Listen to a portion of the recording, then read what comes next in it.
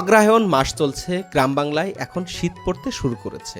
বাঙালির জীবনে শীত মানেই যেন সকালের মিষ্টি রোদে বসে খেজুরের রস খাওয়া। তবে আস্তে আস্তে খেজুর গাছ যেমন বিলুপ্ত হয়েছে, তেমনই বিলুপ্ত হয়েছে গাছই। আজকের এই ভিডিওতে আমরা কুষ্টিয়ার মিনাবাড়িতে দুইজন গাছি ভাইয়ের সাথে বসে গল্প করব এবং তাদের কাছ থেকে খেজুর গাছ কাটা, রস সংগ্রহ ও মিঠাই নিয়ে বিভিন্ন বিষয় জানব।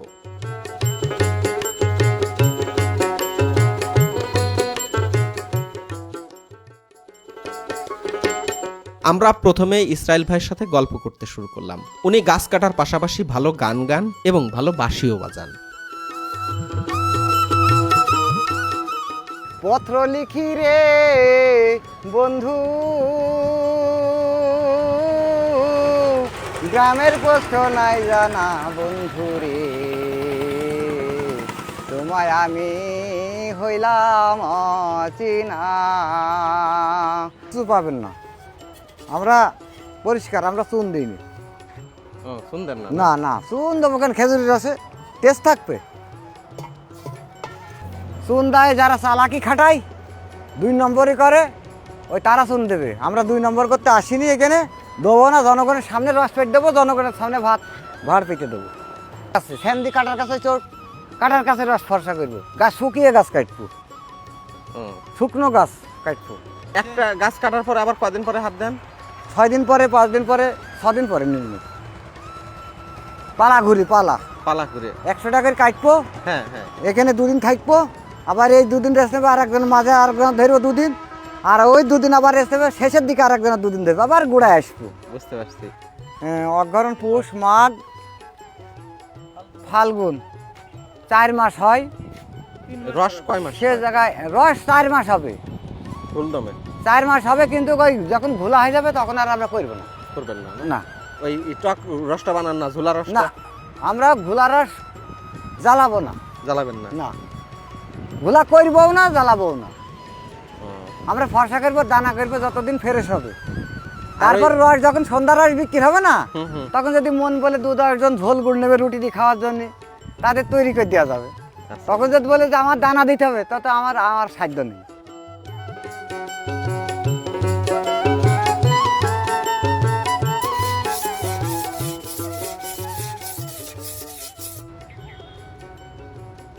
কেমনে এখন বুঝলেন? এই যে চালাই দিলাম, দেখা যাচ্ছে যে ওখানে চিকন বাদ্দি চলে যাচ্ছে। আচ্ছা, চিকন ধার বাদলে ধার হয়, এই তো। আর এই যে এইখানে দিলেও বোঝা যাবে। আঙ্গুল কাটি ধার ভয় নাই? না, সেভাবে তো মারবো না। আচ্ছা, সেভাবে তো মারবো না, নিজের একটা আইডিয়া নেই। ধার না হলে কি হয় গাছের? ধার না হলে গাছের হলো আঁশ টানবে, হলো কাটবে না, রস কম হয়, রস কম হয়, আঁশ মোটা হয়ে যায়। আর ধার ভালো হলে চিকন আঁশ হয়, ফিনিশিং হয়ে যায়। ফিনিশিং হলে কাঠগোল হলে রস সুন্দরভাবে আয়নার মতন চকচকে চুই আসবে। পিছলায় না, এও পিছলায় না, আমার অভ্যেস হয়ে গেছে। পাটের দলে কিছুদিন পরে ঘষটি গাছের সাথে ঘষটি ক্ষয়া হয়ে যায়, ফিরে যায়, বুঝেছেন? আর এই লাইলন, এই দেখেন গত বছর করতাম, বুঝেছেন? এখনো কিচ্ছু হয়নি, বুঝেছেন? আবার আরেকটা কিনে আনিছি, আবার আর নতুন করে ভাঙাবো।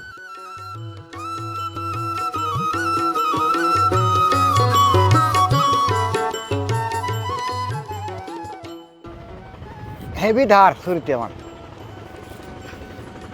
আমার শরীরে ফ্যান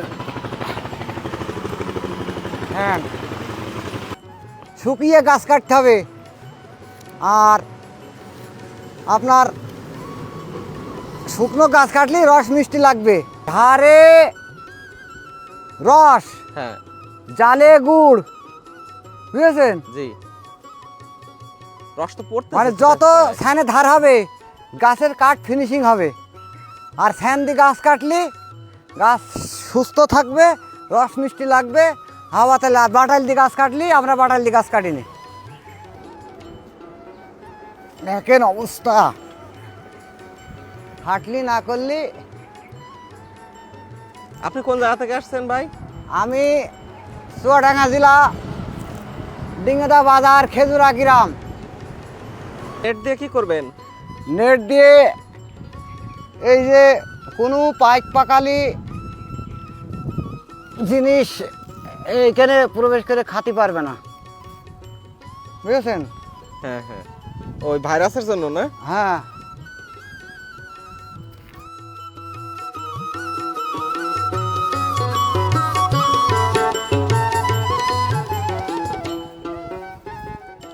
রসের দাম কেমন বিক্রি করেন? রসের দাম আমরা সৌন্দর্য করে রস খাওয়াবো, পরিষ্কার করে খাটনি করে, ঠিক আছে? হ্যাঁ। আমরা অনেকে মানে ছোট ছোট বাচ্চারা আসলে আমার লস গেলেও তাদের ফেরাতে পারবো না, ঠিক আছে? হ্যাঁ। এবং গরিব গরিব আসলে পয়সা নেই, খাও, আমার কাছে কথা হলেই। আর ভদ্রলোকরা আসে, তারা খুশিভাবে যা দেয় তাই নেই। এমনিতে একটা দাম ধরা নাই? হ্যাঁ, দাম ধরা আছে। কত টাকা? 15 টাকা গ্লাস, 15 টাকা গ্লাস। বড় কাছের গ্লাস। আমরা কখন আসলে রস পাবো আপনার কাছে? আপনারা আসের আজান থেকে মনে করেন রাত 12টা পর্যন্ত, 12:30টা পর্যন্ত ডেকে তোলে লোকে। খেজুরের গুড়ের জন্য যশোরের পাশাপাশি চুয়াডাঙ্গা জেলারও বেশ সুনাম রয়েছে। এই গাছি ভাইয়েরা চুয়াডাঙ্গা থেকে এসেছেন। এখানকার 300 গাছ 3 লাখ টাকা দিয়ে এক সিজনের জন্য লিজ নিয়েছেন। অনেকের অনাবাদি জায়গা পড়ে থাকে, তারা চাইলে খেজুরের বাগান করতে পারেন। এ থেকে বাৎসরিক ভালো একটা ইনকামের জায়গা হতে পারে। এখনও শীতের তীব্রতা বাড়তে শুরু করেনি, তাই এখনকার রস দিয়ে পাটালি গুড় তৈরি করা সম্ভব হচ্ছে না। ডিসেম্বরের প্রথম সপ্তাহ থেকে মিঠাই তৈরি শুরু হবে। আপনারা চাইলে চুয়াডাঙ্গার অথেন্টিক মিঠাই পেতে ডিউ মার্টে প্রি অর্ডার করতে পারেন। তাদের পেজে প্রি অর্ডার নিতে শুরু করেছে। আমি তাদের পেজের লিংক আমার কমেন্ট বক্সে দিয়ে দেব। এখানে 2 জন গাছি ভাই হাড়িপাতার কাজ করছেন। আমরা কিছু সময় ডালিম ভাইয়ের সাথে হাড়িপাতা দেখে নিলাম, তার সাথে গল্পও করলাম।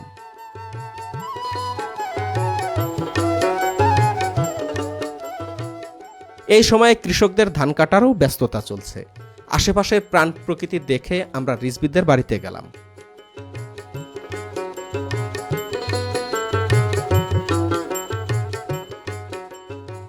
এরপর সন্ধ্যার আগ মুহূর্তে রস খেতে হাজির হলাম। রস হয়েছে ভাই? ইনশাআল্লাহ ভাই, রস তো হবে। লাইভে আছে 2-4 ফুট পর দেখি। এটার মধ্যে ঢালবেন? হ্যাঁ, এটার মধ্যে। এটা পরিষ্কার ধান রস করতে একদম ফ্রেশ। জান ভাইগুলো মিসকে ধর।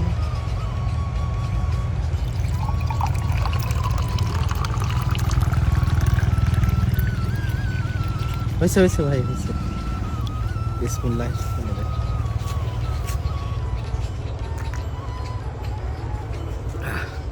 সেই ছোট সময় খাইছি রস, অনেক দিন এভাবে খেজুরের রস খাওয়া হয় না। নিপা ভাইরাস ছড়িয়ে যাওয়ার পরে এবং বিভিন্ন ধরনের ভেজালের জন্য আর আমরা যে খেজুরের রস সেটা আর পাই না।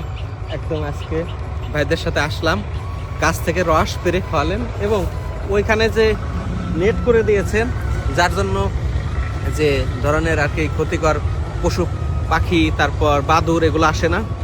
অনেক সুন্দর।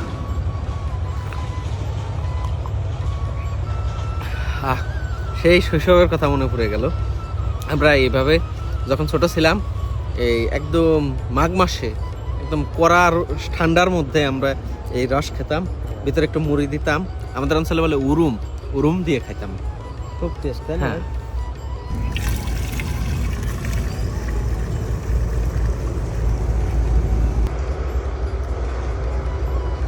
কেমন বন্ধু?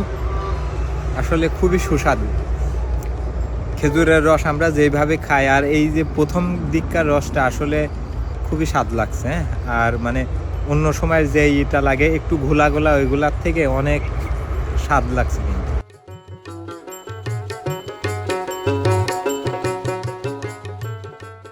কেমন লাগলো আজকের এই ভিডিওটি কমেন্ট করে জানাতে পারেন।